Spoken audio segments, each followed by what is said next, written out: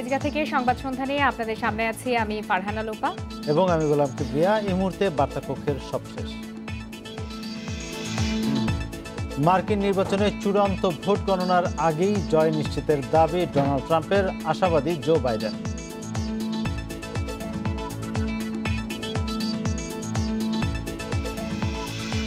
দেশে করোনায় মৃত্যু ছাড়ালো ৬,০০০, সুস্থ হলেও থাকছে জটিলতা, অনেকে আক্রান্ত হচ্ছেন ডায়াবেটিসে।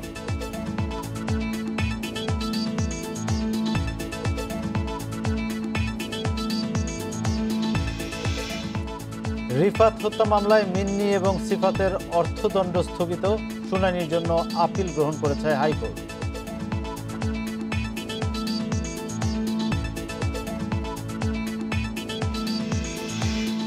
নিষেধাজ্ঞা শেষ হতেই ওয়ানডে অলরাউন্ডার র্যাঙ্কিংয়ের শীর্ষস্থানে সাকিব, দেশে ফিরছেন কাল রাতে।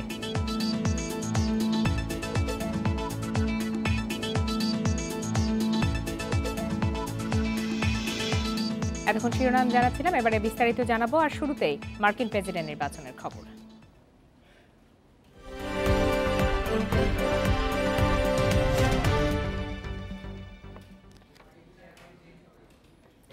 চূড়ান্ত ভোট গণনার আগে নির্বাচনে জয় নিশ্চিতের দাবি করেছেন মার্কিন প্রেসিডেন্ট ডোনাল্ড ট্রাম্প। হোয়াইট হাউসে দেয়া ভাষণে বিশেষ গুরুত্বপূর্ণ নির্বাচনী এলাকা জর্জিয়া, উইসকনসিন, পেনসিলভেনিয়া ও মিশিগানে জয়ের দাবি করেন ট্রাম্প। মেইলে পাওয়া ভোটের কারণে এসব রাজ্যে গণনা এখনও বাকি। ভাষণে কোনো প্রমাণ ছাড়াই নির্বাচনে কারচুপির অভিযোগ তোলেন ট্রাম্প। এদিকে নির্বাচনে জিততে সঠিক পথে থাকার কথা বলেছেন বিরোধী ডেমোক্রেটিক পার্টির প্রার্থী জো বাইডেন। এখন পর্যন্ত যুক্তরাষ্ট্রের প্রেসিডেন্ট নির্বাচনে বেশিরভাগ রাজ্যের ভোট গণনা শেষ। Florida, Texas, Indiana, Oklahoma, Kentucky, Tennessee, West Virginia সহ 23 রাজ্যে রিপাবলিকান পার্টির প্রার্থী ডোনাল্ড ট্রাম্পের জয়ের পূর্বাভাস দিচ্ছে বুথ ফেরত জরিপ। তার ইলেকটোরাল ভোটের সংখ্যা 213টি, এদিকে 238টি ইলেকটোরাল ভোটে এগিয়ে আছেন বাইডেন। বুথ ফেরত জরিপে গুরুত্বপূর্ণ রাজ্য ক্যালিফোর্নিয়া সহ 22টি রাজ্যে জয়ের পথে তিনি। উইলমিংটনে দেয়া ভাষণে বিপুল সমর্থনের জন্য ভোটারদের ধন্যবাদ জানান বাইডেন। জয় নিশ্চিতে দুই প্রার্থীর প্রয়োজন 270 electoral vote.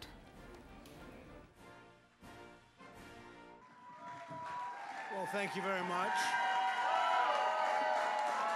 Very sad group of people is trying to disenfranchise. মার্কিন নির্বাচনের আরো খবর জানাতে এবারে নিউ ইয়র্ক থেকে যোগ দিয়েছেন সহকর্মী এস.এম. সোলাইমান। সোলাইমান, এখন পর্যন্ত যে সমীকরণ দেখা যাচ্ছে, আপনি তো শুরু থেকে নির্বাচনের প্রচারণা এবং নির্বাচনের ভোট গ্রহণ দেখছেন, কি অবস্থা সেখানকার? এখন পর্যন্ত কি মনে হচ্ছে ফলাফল কার দিকে যেতে পারে?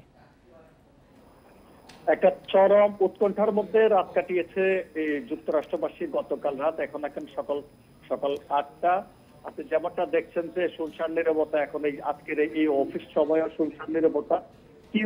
কি হতে যাচ্ছে এই নিয়ে চরম উৎকণ্ঠা। কারণ সাধারণত গত 2016 সালের নির্বাচন আমি দেখেছি রাত্রের মধ্যেই মানে ফলাফল চূড়ান্ত হয়ে যায় এবং পরের দিন ফাইনাল হয়ে যায় কি হচ্ছে পরবর্তী প্রেসিডেন্ট, কি হচ্ছে হোয়াইট হাউসের প্রতিনিধি। কিন্তু গতকাল রাত্রে আসলে সন্ধ্যার বা রাত 12টা বা 2টা পর্যন্ত সমানভাবে চলছিল, কে এগিয়ে আছে, কে পিছিয়ে আছে, কে কোন রাজ্যে ইলেকট্রাল ভোট বেশি পাচ্ছে। কিন্তু রাত 2টার পরে হঠাৎ করে এ পর্যন্ত সবকিছু এখন পর্যন্ত আর কোনো রেজাল্ট আপডেট নেই, কোনো ফলাফল নেই। যেখানে শুধু জো বাইডেনকে দেখাচ্ছে 238 ভোট এবং ইলেকট্রাল ভোট এবং প্রেসিডেন্ট ডোনাল্ড ট্রাম্পকে দেখাচ্ছে 213 ভোটের। কিন্তু একটা বিষয় আপনাকে জানিয়ে রাখি যে সুইং স্টেট গুলার কথা বলছেন, সুইং স্টেট গুলার মধ্যে শুধু 2টি স্টেটে জো বাইডেন ইলেকট্রালি ভোটে এগিয়ে রয়েছেন। আর অন্যান্য স্টেট গুলোতে রাতের প্রথম ভাগে ছিল জো বাইডেন এগিয়ে ছিলেন, পরবর্তী রাতে শেষ ভাগ দিকে এগিয়ে রয়েছেন ডোনাল্ড ট্রাম্প। এই সুইং স্টেট গুলার ভোট কি হচ্ছে, কোন দিকে যাচ্ছে, শেষ মুহূর্ত কি এগুলা কি আদালত পর্যন্ত গড়াবে কিনা। এবং আপনি যেমনটা জানেন গতকাল পর্যন্ত যারা পোস্ট অফিসের মাধ্যমে ভোট দিয়েছেন, মেইল ভোট বলা হয়, এই পোস্ট অফিসের ভোটে যাদের আগামী এক সপ্তাহ পর্যন্ত গতকালকে পর্যন্ত যারা পোস্ট অফিসের মাধ্যমে সিল দিয়েছেন ভোটে, তারা আগামী এক সপ্তাহ পর্যন্ত সে ভোটগুলা গণনা হবে। কিন্তু প্রেসিডেন্ট ডোনাল্ড ট্রাম্প চাচ্ছেন যে এই ভোটগুলা গণনা না হোক, যে ভোটটা আছে সেই ভোটটা নিয়ে আসলে ঘোষণা হয়ে যাক চূড়ান্ত ফলাফল। এই নিয়ে হয়তো কি হবে সেটা জানে না। একটা বিষয় জানিয়ে রাখি যে গতকাল রাতে যে ইলেকশন সেন্টারে যারা কাজ করেছেন রাতভর তারা এই ভোট গণনা এবং রাতভর তারা এই ভোট সেন্টার গুলোতে রয়েছেন, বিভিন্ন যোগাযোগ মাধ্যম এবং বিভিন্ন মূলধারার মিডিয়া গুলোর মাধ্যমে আমরা তাদের বক্তব্য দেখেছি, সাক্ষাৎকার দেখেছি। আর একটা বিষয় আপনাকে জানি, এটা কি আইন শৃঙ্খলা পরিস্থিতি এই রুদ্র এই চরম উৎকণ্ঠার মধ্যে যুক্তরাষ্ট্রবাসী তথা নিউ ইয়র্কে সবাই কাটাচ্ছে। কারণটা হচ্ছে এই যে কোনো সময় যদি কোনো প্রার্থী চূড়ান্ত ফলাফল পায় অথবা কোনো প্রার্থী পরাজিত হয় তাহলে কি হবে, এই সমর্থকদের মধ্যে চরম সংঘর্ষ হতে পারে। আপনি যেমন ব্ল্যাক লাইভস ম্যাটার যে আন্দোলনকারীরা, এই আন্দোলনকারীরা জো বাইডেনকে এবারের নির্বাচনে সমর্থন দিয়েছিলেন। এই ব্ল্যাক লাইভ ম্যাটার্স যদি জো বাইডেন কোনো কারণে পরাজিত হয় তাহলে ব্ল্যাক লাইভ ম্যাটার্স আবার রাস্তায় নামবে, যে অবরোধ সৃষ্টি করতে পারে, যে কোনো সহিংসতা সৃষ্টি করতে পারে। তার অপর দিকে আপনার প্রেসিডেন্ট ডোনাল্ড ট্রাম্পের সমর্থকেরও যে কোনো সময় যে কোনো অপ্রীতিকর ঘটনা ঘটাতে পারেন। এই নিয়ে আইন শৃঙ্খলা বাহিনী পরবর্তী নির্দেশ না দেওয়া পর্যন্ত তারা প্রস্তুত রয়েছেন। এস এম সুলাইমান, আপনাকে ধন্যবাদ আমাদের সাথে যোগ দেওয়ার জন্য। এবারে মার্কিন নির্বাচনের বুথ ফেরত ফলাফলের বিষয়ে আরো বিস্তারিত জানাতে স্টুডিও থেকে আমাদের সাথে যোগ দিয়েছেন সহকর্মী আশিক হোসেন। আশিক, নিউ ইয়র্ক থেকে আপনি নিশ্চয়ই সহকর্মী এস এম সুলাইমানের যেই ওখানকার পরিস্থিতি সম্পর্কে জানাচ্ছিলেন সেগুলো শুনছিলেন। তো আপনার কাছে সর্বশেষ কি পরিসংখ্যান রয়েছে, ব্যাটলফিল্ড রাজ্যগুলোতে আসলে সবশেষ পরিস্থিতি কি দাঁড়িয়েছে, আমাদেরকে বিস্তারিত জানান। এখন পর্যন্ত আমার হাতে যেই তথ্যগুলো এসছে তাতে দেখা যাচ্ছে যে ৪৫টি রাজ্যের ফলাফল কিন্তু আমার হাতে এসছে এবং এতে দেখা যাচ্ছে যে ২২টি রাজ্যে ২৩৮ ইলেকটোরাল পয়েন্ট নিয়ে এগিয়ে রয়েছেন জো বাইডেন এবং ট্রাম্প এগিয়ে রয়েছেন ২৩টি রাজ্যে ২১৩ ইলেকটোরাল পয়েন্ট নিয়ে। এখন যেই ৫টি রাজ্যের উপর আসলে পুরো নির্বাচন প্রক্রিয়া নজর, সেই ৫টি রাজ্য হচ্ছে উইসকনসিন, পেনসিলভানিয়া, মিশিগান, জর্জিয়া এবং নেভাডা। এই পাঁচটি যে রাজ্যের কথা বলে, এই ৫টি রাজ্যে কিন্তু এখন যেই ভোটটি পড়বে সেই ভোটটি কিন্তু আসলে কে প্রেসিডেন্ট হবেন সেই দিকটাই আসলে ইঙ্গিত করবে। এর মধ্যে যদি বলতে চাই যে উইসকনসিলে আমরা যেটা দেখতে পেয়েছি যে উইসকনসিলে এখন পর্যন্ত জো বাইডেন পেয়েছেন ৪৯.৪% ভোট এবং ট্রাম্পের ভোট সংখ্যা এখানে কিন্তু ৪৯.১%, অর্থাৎ দুজনই কিন্তু এই রাজ্যটিতে কিন্তু হাড্ডাহাড্ডি লড়াইয়ের মুখোমুখি হয়েছেন। অন্যদিকে পেনসিলভানিয়ার কথা যদি বলি, সেক্ষেত্রে পেনসিলভানিয়ায় ট্রাম্প কিন্তু জো বাইডেনের থেকে এগিয়ে রয়েছেন এবং পেনসিলভানিয়ায় ট্রাম্পের ভোটের সংখ্যা ৫৫.৭%, অন্যদিকে জো বাইডেন পেয়েছেন ৪৩.১% ভোট এখন পর্যন্ত। এবং পেনসিলভানিয়াতে আমরা যতটুকু জানি ৪২% ভোট কিন্তু এরই মধ্যে গণনা করা হয়েছে। আর মিশিগানের কথা যদি বলা হয়, মিশিগানেও কিন্তু ট্রাম্প কিছুটা এগিয়ে রয়েছেন জো বাইডেনের থেকে।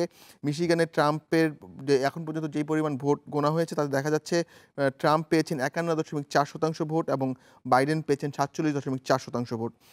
জর্জিয়াতেও কিন্তু আমরা একই রকম চিত্র দেখতে পাচ্ছি। জর্জিয়াতে ট্রাম্প পেয়েছেন ৫০.৫% ভোট এবং বাইডেন পেয়েছেন ৪৮.৩%। এবং আরও একটি অঙ্গরাজ্য নেভাদায় কিন্তু এখন পর্যন্ত বাইডেনের অবস্থা কিছুটা ভালো এবং তিনি এখন পর্যন্ত সেখানে ৫০% ভোট নিজের পক্ষে নিতে সক্ষম হয়েছেন এবং অন্যদিকে ট্রাম্পের ভোট সংখ্যা এখানে ৪৭.৯%। সুতরাং বুঝতেই পাচ্ছেন প্রত্যেকটি রাজ্যেই কিন্তু আমরা দেখতে পাচ্ছি যে এখন পর্যন্ত যে ভোটের যে ফল আমরা এখন পর্যন্ত যেগুলো পেয়েছি তাতে কিন্তু দেখা যাচ্ছে যে দুই প্রার্থীর মধ্যে হাড্ডাহাড্ডি লড়াই চলছে, কিন্তু এখনও কিন্তু অনেক ভোট গণনা বাকি।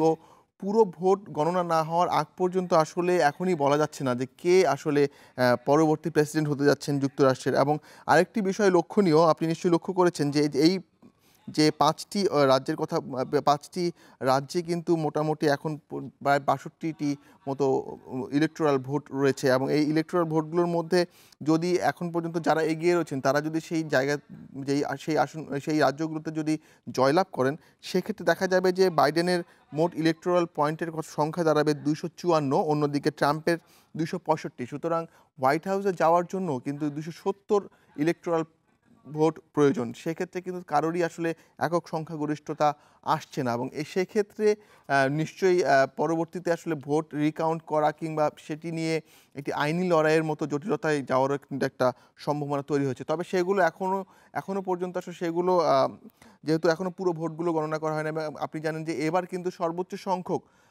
আগাম ভোট পড়েছে এবং সেই আগাম ভোটগুলোও কিন্তু এখন গণনা চলছে। তো সব মিলিয়ে কিন্তু আসলে পুরো পুরো পুরো প্রক্রিয়াটি শেষ হতে কিন্তু আরও কিছু সময় লাগবে বলে মনে হচ্ছে। এবং এরই মধ্যে কিন্তু আমরা দেখতে পেয়েছি যে বেশ কয়েকটি রাজ্য, যেই রাজ্যগুলোতে আসলে ফ্লোটিং স্টেট হিসেবে যেগুলো পরিচিত, সেই স্টেটগুলোতে কিন্তু দুপক্ষই আসলে নিজেদের জায়গা সুসংগত করেছেন। আমি একটু যদি বলি যে সমস্ত ভোটাররা ভোট দিয়েছেন তাদের পরিসংখ্যানটা যদি আপনাকে একটু দেখাতে চাই, জো বাইডেনের পক্ষে কিন্তু আমরা দেখতে পেয়েছি যে 57% নারী ভোটাররাই কিন্তু জো বাইডেনকে সমর্থন দিয়েছেন এবং কৃষ্ণাঙ্গ ভোটারদের বড় অংশের সমর্থন কিন্তু জো বাইডেন পেয়েছেন, প্রায় 87%। অন্যদিকে এবার তরুণদের একটি বড় অংশের সমর্থন পেয়েছেন জো বাইডেন, দেখা যাচ্ছে 64% তরুণ কিন্তু জো বাইডেনকে ভোট দিয়েছেন। অন্যদিকে এশিয়ান অভিবাসী যারা রয়েছেন তাদের একটি বড় অংশ 64% কিন্তু জো বাইডেনে আস্থা রেখেছেন। এবং একইভাবে যদি আমরা ট্রাম্পের ভোট ব্যাংকে চিত্রটা একটু দেখি, সেক্ষেত্রে কিন্তু আমরা দেখতে পাচ্ছি যে ট্রাম্প কিন্তু 51% পুরুষের ভোট পেয়েছেন, পাশাপাশি শ্বেতাঙ্গদের একটি বড় অংশ তাকে সমর্থন দিয়েছেন, প্রায় 57%। তবে কৃষ্ণাঙ্গদের সমর্থনের ক্ষেত্রে কিন্তু ডোনাল্ড ট্রাম্প অনেক পিছিয়ে রয়েছেন, কৃষ্ণাঙ্গদের মাত্র 13% তাকে ভোট দিয়েছেন। অন্যদিকে বয়স্কদের ভোটটাও অনেকটা কাছাকাছি চলে গেছে, কিন্তু এক্ষেত্রেও আসলে ট্রাম্প এগিয়ে রয়েছেন, তিনি 51% বয়স্কদের ভোট তিনি কিন্তু পেয়েছেন। এর একটি বড় কারণ হতে পারে যে ট্রাম্পের যে অভিবাসন নীতি, সেই অভিবাসন নীতির অনেকদিন ধরে সমালোচনা হয়ে আসছিল, সেই সমালোচনার জবাব আসলে যারা অভিবাসী ভোটার রয়েছেন তারা কিন্তু দিয়েছেন। বিশেষ করে বর্ণবাদের অভিযোগে কিন্তু ট্রাম্পকে বারবার অভিযুক্ত করা হয়েছে। অন্যদিকে নারীদের প্রতি তার যে আচরণ, সেই আচরণেরও কিন্তু অনেক সমালোচনা হয়েছে। তো আমরা সেটারই কিন্তু একটা বাস্তব চিত্র আসলে দেখতে পাচ্ছি ভোটের পরিসংখ্যানে। মার্কিন নির্বাচনের সবশেষ পরিসংখ্যান এবং বিশ্লেষণ নিয়ে আমাদের সাথে স্টুডিও থেকে যোগ দিয়েছিলেন সহকর্মী আশিক হোসেন। এবার আমরা যাচ্ছি ধানমন্ডিতে, আমাদের সঙ্গে যুক্ত আছেন সাবেক রাষ্ট্রদূত হুমায়ুন কবির, তার কাছে জানবো এই নির্বাচন নিয়ে সর্বশেষ বিশ্লেষণ। আমরা শুনছিলাম সহকর্মী আশিক হোসেনের বিশ্লেষণ এবং সেখান থেকে যেটি জানতে পারলাম যে হাড্ডাহাড্ডি লড়াই হচ্ছে, বিভাজিত সমাজে রূপান্তরিত হয়েছে এবং সেই প্রেক্ষাপটে কিন্তু এই ভোটটা অনুষ্ঠিত হয়েছে এবং সেখানেই হাড্ডাহাড্ডি লড়াই এই প্রথম হয়নি, আগেও হয়েছে। কিন্তু এখানে যে উপাদানগুলি নতুন উপাদান এবং যেটা আশঙ্কার কারণ, সেটা হচ্ছে যে হাড্ডাহাড্ডির লড়াইয়ের চাইতেও যেটা গুরুত্বপূর্ণ সেটা হচ্ছে যে একে অপরকে গ্রহণ করার বা ফলাফল গ্রহণ করার ব্যাপারে তাদের মধ্যে কিন্তু আমরা যেটা দেখতে পাচ্ছি প্রস্তুতিটা নাই। তার অর্থ হচ্ছে এবং তার ফলে যেটা হবে একটা জটিলতা হবে, যেমন প্রেসিডেন্ট ট্রাম্প বলেছেন সুপ্রিম কোর্টে যাবেন এবং ভোট এখন গণনা চলছে, তিনি বলছে এটা থামাতে হবে। এখন ভোট যেগুলো পড়েছে নিয়মিতভাবেই পড়েছে এবং তার শেষ ভোট পর্যন্ত গণনা করতে হবে, কিন্তু ভোট তিনি তো থামাতে পারেন না। কারণ একটা হচ্ছে যে ভোট নিয়ন্ত্রণ করেন প্রত্যেকটা অঙ্গরাজ্যের ইলেকশন বোর্ড, তারা সার্টিফাই করেন ফলাফল, সেই ফলাফল কংগ্রেসে যাবে, কংগ্রেস সেটা সার্টিফাই করবে, তবেই প্রেসিডেন্ট কে হবেন বা হয়েছেন সেটার ঘোষণা হবে এবং সেটা দিয়েই নির্ধারিত হবে। এখন যেটা হচ্ছে যে এখানে যে প্রবণতাটা লক্ষণীয় সেটা হচ্ছে মার্কিন যুক্তরাষ্ট্রকে আইনের শাসনের দেশ বলে আমরা জানি। এখন আইন যদি না মানা হয়, প্রতিষ্ঠানের ভূমিকা যদি সম্মান না করা হয় এবং ব্যক্তি যদি সেখানে আইন প্রণয়ন করতে চান বা তার অবস্থান দিয়ে সিদ্ধান্ত দিতে চান, তাহলে তো জটিলতা হবে। এবং সেই ঠিক এই প্রসঙ্গে জানতে চাচ্ছিলাম, আসলে ধরেন যদি পরিস্থিতি জটিলতার দিকে যায়, মানে যদি ডোনাল্ড ট্রাম্প নির্বাচিত না হন বা ভোটে বিজয়ী না হন, তাহলেই আসলে বড় সংঘাত বা এই ধরনের কন্ট্রোভার্সির একটা আশঙ্কা করা যাচ্ছে। সেক্ষেত্রে বাংলাদেশের মতো রাষ্ট্র, আমাদের ক্ষেত্রে আমাদের উপর এটার কোনো দূরতম কোনো প্রভাব কি পড়বে যদি সেখানে একটা অস্থির অবস্থা হয় বা একটা অস্থিতিশীল পরিস্থিতির সৃষ্টি হয়? আমরা কিভাবে সেটাতে মানে এফেক্টেড হব? ধন্যবাদ আপনাকে। আসলে মার্কিন যুক্তরাষ্ট্র এমন একটা দেশ, যেই দেশের অস্থিরতা শুধু বাংলাদেশ কেন বলছে না, সারা পৃথিবীতে সেটা অনুভূত হবে। মার্কিন যুক্তরাষ্ট্র পৃথিবীর 1/10 অর্থনীতি দখল করে আছে মার্কিন যুক্তরাষ্ট্র। তো কাজেই সেই ক্ষেত্রে মার্কিন যুক্তরাষ্ট্রের যে কোনো অস্থিরতা সারা পৃথিবীকে নাড়া দেবে, বাংলাদেশে হবে। আমাদের বাংলাদেশের প্রায় 10 লাখ বাংলাদেশি মার্কিন যুক্তরাষ্ট্রে বসবাস করেন। তাদের ওখান থেকে আমরা যে রেমিটেন্স পাই সেটা তৃতীয় সর্বোচ্চ পর্যায়ে রেমিটেন্স ওখান থেকে আসে। আমাদের সবচেয়ে এক বড় রফতানি বাজার হচ্ছে মার্কিন যুক্তরাষ্ট্র এককভাবে দেশ হিসাবে। তো এই বিষয়গুলো তো আমাদের জন্য গুরুত্বপূর্ণ। এছাড়াও মার্কিন যুক্তরাষ্ট্র এমন একটা, যেটা বলছিলাম যে কূটনৈতিকভাবে বলেন, বিভিন্ন অর্থনৈতিকভাবে বলেন, আর আদর্শ হিসাবে যদি বলেন, সেসব জায়গাগুলোতে তো মার্কিন যুক্তরাষ্ট্রকে সারা পৃথিবীর মানুষ একটা আদর্শ হিসাবে দেখে। তো সেখানে যদি অস্থিরতা শুরু হয়, তাহলে সেই অস্থিরতার ফলাফল কিন্তু সারা পৃথিবীতেই যাবে এবং আমরাও তার খানিকটা ভুক্তভোগী হব। হুমায়ুন কবির, আপনাকে অনেক ধন্যবাদ আমাদের সঙ্গে যুক্ত থাকার জন্য। দেশে করোনায় মৃত্যুর সংখ্যা ৬,০০০ ছাড়িয়ে গেছে। একদিনে আরও ২১ জনের মৃত্যুতে মোট প্রাণহানি হলো ৬,৪০০ জনের। ২৪ ঘন্টায় মারা যাওয়া ২১ জনের মধ্যে পুরুষ ১৭ এবং নারী ৪ জন। ১১৪টি ল্যাবে ২৪ ঘন্টায় ১৩,৯১৪ নমুনা পরীক্ষায় করোনা শনাক্ত হয়েছে ১,৫১৭ জনের। পরীক্ষা বিবেচনায় শনাক্তের হার ১০.৯০%। বুধবার স্বাস্থ্য অধিদপ্তরের বিজ্ঞপ্তিতে জানানো হয়, দেশে মোট করোনা আক্রান্তের সংখ্যা দাঁড়ালো ৪,১৪,১৬৪ জনে। সুস্থ হয়েছেন আরও ১,৯১০ জন। এ নিয়ে মোট সুস্থ ৩,৩১,৬৯৭ জন।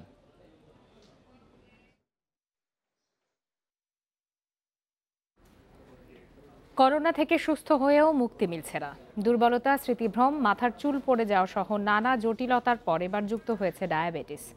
গবেষণায় দেখা গেছে, করোনা মুক্ত হয়ে নতুন করে ডায়াবেটিসে আক্রান্ত হচ্ছেন ১.৪% মানুষ। সুস্থ থাকতে নিতে হচ্ছে উচ্চ মাত্রার ইনসুলিন। ব্যাংক কর্মকর্তা রাশেদ রওশন চৌধুরী করোনা আক্রান্ত হয়ে হাসপাতালে ভর্তি ছিলেন প্রায় ১ মাস। খরচ হয়েছে ২৫ লাখ টাকা। এখন করোনামুক্ত হলেও দেখা দিয়েছে শারীরিক নানা জটিলতা। আমার স্মরণশক্তি কমে গেছে, আমি চোখে কম দেখি, প্রস্রাব করতে আমার সমস্যা হয়। ৪ নম্বর জটিলতা হলে তো শ্বাসকষ্টিতে এখনও ওরকম স্বাভাবিকভাবে নিতে পারি না, ফুসফুসে রক্ত জমে আছে, আমার রক্ত জমাট বেঁধে যাচ্ছে। এটার জন্য ক্লোটিনেস ইঞ্জেকশন চলতেছে। হাসপাতালে ভর্তির সময় রাশেদের ব্লাড সুগার ৫ থাকলেও এখন তা বেড়ে দাঁড়িয়েছে ১৭-তে। করোনা পরবর্তীর পরেই আমার ডায়াবেটিস ১৬-১৭তে আসা দাঁড়ায়। ডায়াবেটিস আমার কখনোই ছিল না। ডায়াবেটিস আমি আক্রান্ত হই করোনার চলে যাওয়ার পরে। গণস্বাস্থ্য মেডিকেলের উপাধ্যক্ষ ডাক্তার মুহিবুল্লাহ খন্দকার করোনা আক্রান্ত হয়েছেন ২ বার। আগে ডায়াবেটিস না থাকলেও সুস্থ হবার পর তার ব্লাড সুগার ২২-এ উঠেছে। হঠাৎ করে চিকিৎসকরা বলতে পারেন যে আমার ব্লাড সুগার অনেক বেশি, মানে প্রায় ২২ মিলিমোল, যেটা সুগার খুব বেশি। আমার জীবনে কখনো সুগার ছিল না। প্রি কোভিড সিচুয়েশনে আমার কোনো এই ব্লাড সুগার বেশি ছিল, সম্পূর্ণ স্বাভাবিক। চট্টগ্রাম মেডিকেল, চট্টগ্রাম বিশ্ববিদ্যালয় সহ ৪ প্রতিষ্ঠানের গবেষণা বলছে, করোনা সারার পর ডায়াবেটিসে আক্রান্ত হয়েছেন ১.৪ ভাগ মানুষ। সুস্থ হবার পর ৪ সপ্তাহ পার করেছেন এমন ৭৩৫ জনকে নিয়ে চালানো হয় এই গবেষণা। করোনা আক্রান্ত হওয়ার পরে যেসব ওষুধপত্র আমরা ব্যবহার করি তার মধ্যে বিভিন্ন ধরনের ওষুধপত্র আছে, আপনারা জানেন স্টেরয়েড আছে এবং অন্যান্য ওষুধপত্র আছে। এগুলোর কারণেও তাদের মধ্যে ব্লাড সুগারটা অনেক বেড়ে যেতে পারে। চিকিৎসকেরা বলছেন, মানবদেহে ইনসুলিন তৈরি করে যে প্রত্যঙ্গ, তাকে আক্রান্ত করছে করোনা ভাইরাস।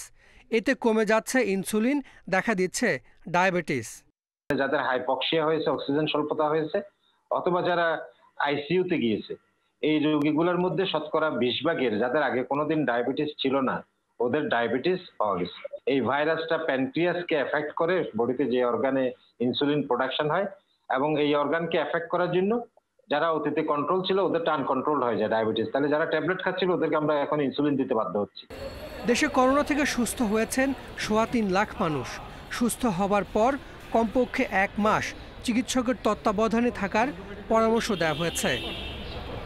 ডায়াবেটিস এমন একটি সমস্যা যা অন্য অনেক সমস্যা তৈরি করে, জন্ম দেয় অনেক রোগের। বাংলাদেশে যারা করোনায় মারা গেছেন তাদের বেশিরভাগই ডায়াবেটিস জনিত নানা জটিলতায় ভুগছিলেন।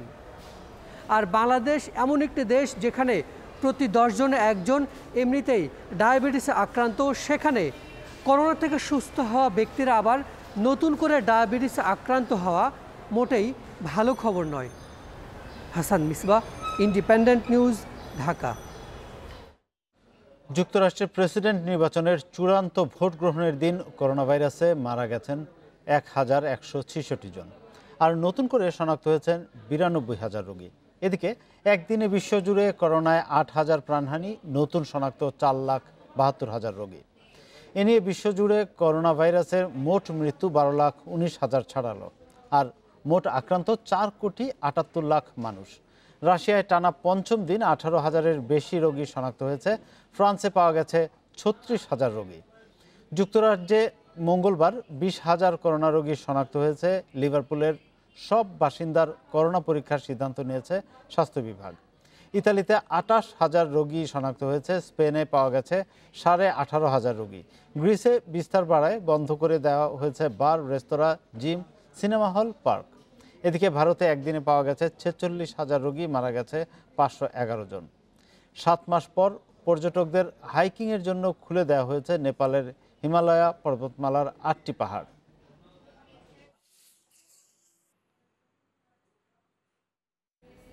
মামলা জট থেকে বের হয়ে মানুষের বিচার পাওয়ার অধিকার নিশ্চিতে উদ্যোগ নিতে বিচার সংশ্লিষ্টদের প্রতি অনুরোধ জানিয়েছেন প্রধানমন্ত্রী শেখ হাসিনা। রায় ইংরেজির পাশাপাশি বাংলা ভাষায় লেখা উচিত বলেও উল্লেখ করেন প্রধানমন্ত্রী। সকালে রাজধানীতে মুখ্য বিচারিক হাকিম আদালত ভবনের উদ্বোধনী অনুষ্ঠানে তিনি এসব কথা বলেন। রাজধানীর পুরান ঢাকায় আইনজীবী সমিতি ভবনে আয়োজন করা হয় মুখ্য বিচারিক হাকিম আদালত ভবনের উদ্বোধনী অনুষ্ঠানের। এতে গণভবন থেকে ভিডিও কনফারেন্সে যুক্ত হন প্রধানমন্ত্রী শেখ হাসিনা।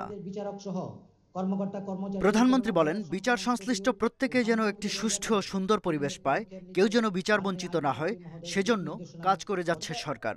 দেশব্যাপী বহুমাত্রিক সেসব কাজের সংক্ষিপ্ত চিত্রও তুলে ধরেন প্রধানমন্ত্রী।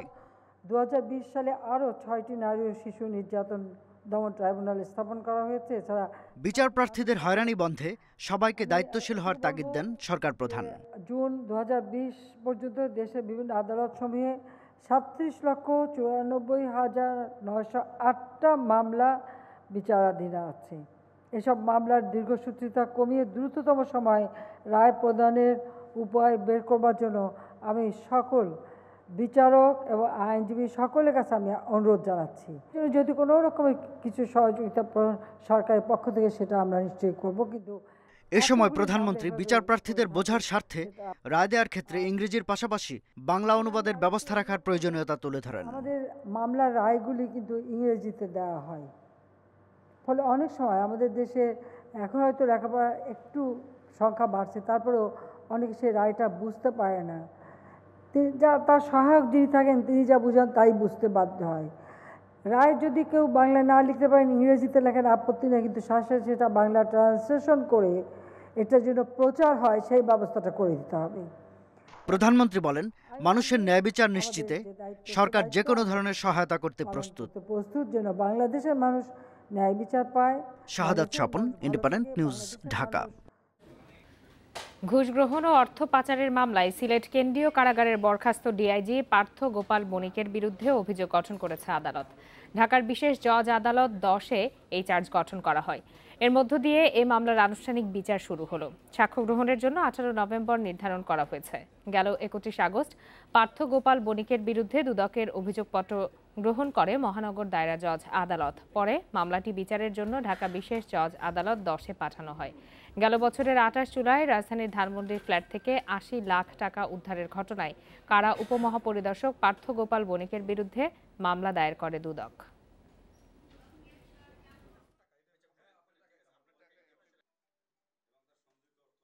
পার্থ গোপাল বণিক তিনি ঘুষ গ্রহণ করেছেন এবং অপরাধলব্ধ অর্থ তার দখলে পাওয়া গেছে, এর সপক্ষে কোনো ডকুমেন্টারি এভিডেন্স নেই। সুতরাং কোনো পাবলিক সার্ভেন্টের কাছে বাংলাদেশি কোনো অ্যামাউন্ট যদি থাকে, সেই অ্যামাউন্ট থাকার ক্ষেত্রে রাখার ক্ষেত্রে আইনগত কোনো বাধা নাই। বরগুনার রিফাত শরীফ হত্যা মামলায় তার স্ত্রী, মৃত্যুদণ্ডপ্রাপ্ত আয়েশা সিদ্দিকা মিন্নি এবং মোহাইমিনুল ইসলাম সিফাতের খালাস চেয়ে করা আপিল শুনানির জন্য গ্রহণ করেছে হাইকোর্ট। একই সঙ্গে তাদের অর্থদণ্ড স্থগিত করেছে হাইকোর্ট। বুধবার বিচারপতি এম ইনায়েতুর রহিম এবং বিচারপতি মোহাম্মদ মোস্তাফিজুর রহমানের ভার্চুয়াল হাইকোর্ট বেঞ্চে আপিল দুটি উপস্থাপনের পর তার শুনানির জন্য গ্রহণ করা হয়। এর আগে 13 অক্টোবর আল কাইয়ুম ওরফে রাব্বি আকন, মোহাম্মদ হাসান এবং মোহাম্মদ রেজওয়ান আলী খান হৃদয় ওরফে টিকটক হৃদয়ের করা আপিল শুনানির জন্য গ্রহণ করে উচ্চ আদালত। গেল 6 অক্টোবর মিন্নি মৃত্যুদণ্ডের রায়ের বিরুদ্ধে খালাস চেয়ে হাইকোর্টে আপিল করেন। গত বছরের 26 জুন বরগুনা সরকারি কলেজের সামনে স্ত্রী মিন্নির সামনে রিফাত শরীফকে কুপিয়ে হত্যা করা হয়। এই হত্যা মামলায় গেল 30 সেপ্টেম্বর মিন্নি সহ 6 জনকে মৃত্যুদণ্ড দেয় বরগুনার জেলা ও দায়রা জজ আদালত। একই সঙ্গে তাদের 50,000 টাকা করে অর্থদণ্ডও দেওয়া হয়। চট্টগ্রামে অপহরণের ঘটনায় অজ্ঞাত 6 জনকে আসামি করে মামলা করেছেন সাংবাদিক গোলাম সরোয়ার। সন্ধ্যায় নগরীর কোতোয়ালি থানায় মামলাটি দায়ের করেন তিনি। এ সময় তার সঙ্গে চট্টগ্রামের সাংবাদিক নেতারা উপস্থিত ছিলেন। এর আগে দুপুরে চট্টগ্রাম মেডিকেল থেকে ছাড়পত্র পেয়ে সিইউজে কার্যালয়ে গিয়ে সংবাদ সম্মেলন করেন গোলাম সরোয়ার। তিনি বলেন, অপহরণের আগে অজ্ঞাত কিছু ব্যক্তি তাকে ফোনে হুমকি দিয়েছেন। সে সময় হুমকিদাতাদের একজন তাকে সাবধান করে বলেছিলেন নিউজ করা ঠিক হয়নি। কল লিস্ট চেক করলে কারা হুমকি দিয়েছেন তা পাওয়া যাবে বলে জানান সরোয়ার। তবে কোন সংবাদের কারণে এ ধরনের হুমকি তা জানাননি তিনি। গেল বুধবার রাতে চট্টগ্রাম নগরীর কাজীর দেউড়ি এলাকা থেকে অপহরণ করা হয় সরোয়ারকে। রোববার সন্ধ্যায় সীতাকুণ্ডে একটি খালের পাশে তাকে ফেলে যায় অপহরণকারীরা।